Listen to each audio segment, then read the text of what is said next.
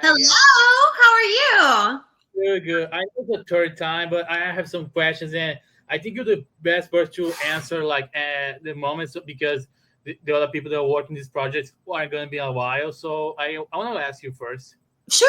I tell you what, they want to take a photo of us together first. Is that okay? Yes. Awesome. All right, ready? 3, 2, 1. Gotcha. Thank you. Awesome. What you got for me? Okay, so I've been watching the Conan like very much nowadays, but I only watched the new Bang Zoom. But I discovered that originally they were in Funimation. I look it up.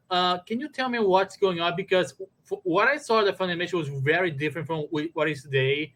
Like you guys like translated the names to be more American, Which show like was it? Case Closed, Detective Conan. Case Closed. So all I know about Case Closed is way back in the day, Yeah. when Funimation was still kind of its own thing, owned by Gen Fukunaga and everything. They got the rights to it, and then they wanted it to be on Cartoon Network. So in order to get it on Cartoon Network, they had to make it more Western, because at that time they didn't want it to be in the Toonami block, because they thought it's too young for adults. Because American audiences, they think, oh, it's a kids show, even though it's all about death and time. Yeah. So they wanted it to be on Cartoon Network, the regular Cartoon Network. So they took out any references of Japan to make it more welcoming to a Western audience. So Okay. it was on Cartoon Network for a while, but then it got pulled off of Cartoon Network because everybody was like, children shouldn't be watching people beheaded and people be killed. So that's kind of what happened there. And that's also why we never finished dubbing it, is because it didn't do well on Cartoon Network. So Funimation just. Oh yeah, that's why. Because even as like people who work on the movie, they just told me they only did the movie. They haven't started like doing anything of because they haven't done any action to get the rights to put the show. Right. It's just one of those shows that unfortunately is so good, and it has such a huge following in Japan. It's longer than One Piece. Yeah, but for some reason here, it just didn't, like the people just didn't take to it, which is a shame because I love that show. Yeah, because it's different from One Piece. I don't know when it's going to stop, because even the last arc didn't answer anything. Oh, I know. One Piece will probably be doing until we all die. Yeah. Another thing I want to ask you is about like when you're playing villains, because we all know that you can pull off like main characters, but there are two characters I saw of you that kind of creep me out. You're from Shimoneta, that and in Dari Girl, that I think is more scary than Mira Jane, because it's like She's stalker. insane. Yeah, she's very scary. and you're from Tokugo, that I started watching.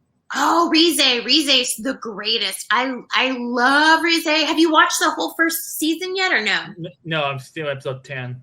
Oh, just wait. It gets so good. And she is kind of like the puppet master, like she's kind of controlling things behind the scenes. That is such a good one. I love playing villains.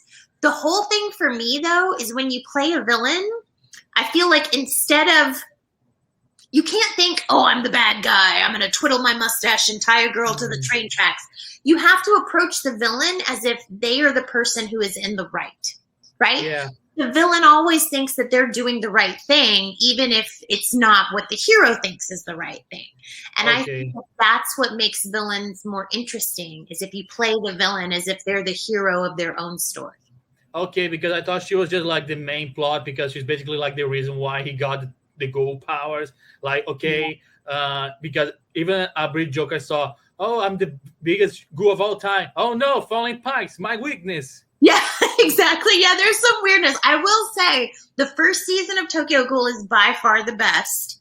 The second season goes away from the manga a little bit, and then the third season goes back to the manga, but they try to put all of the manga in like one 12-episode series. So before you get to season 3, I would suggest skimming the manga, if that makes sense. No, I'm reading for the manga to get caught up so I can watch the anime. So I don't know how you guys can do it. Like, okay, the anime is gonna do like manga, then do this own stuff. It's like Black Blood, or like everything is like filler. A little bit is canon. Yeah, I talked with Brian about that, because I asked how she feel about almost everything being filler. Like season 2 is pretty much a lie. Yeah, exactly. I don't know. I guess it's because what happens is they start a show because it's popular, right? Because the manga's popular.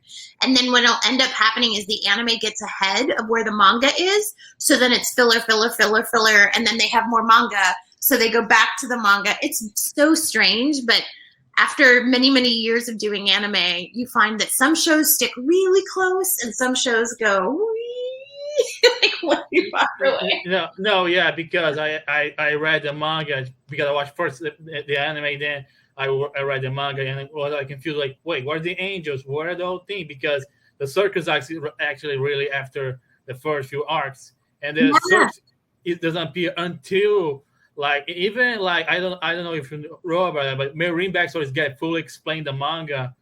Because, I actually went back and looked at it because I wanted to have that information. You know what I mean? Yeah, it's a little bit like they explain the anime, but they added more stuff interesting.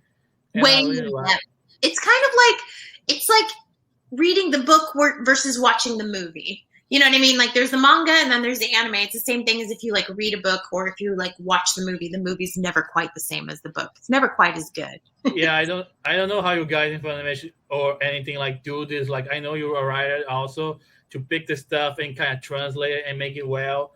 I know that Funimation doesn't like doing the like because there's some that go to Toonami, some that go only for the website. Like I know Fairy Tail ever went to TV or something? Do you know Not that? yet. I have a feeling that somebody eventually will put Fairy Tail on air, but I don't know. I hope anyway, because it's such a good show. Oh yeah! Before we start, I have one last thing to tell you. I'm from Brazil, and Brazil finally got an official Portuguese Fairy Tail tradition. Yay! Is it a good dub? Yeah. And one thing, Mira Jane is voiced by Brazil. The girl that voiced Barbie in Brazil. Oh, that's awesome! That is so cool. No, because we started like we didn't introduce Erza yet, so we're like episode 3 right now. Yeah, you'll have to check. I'm sure she'll have an awesome voice too. Yeah, I told Shirley about that, and she got excited.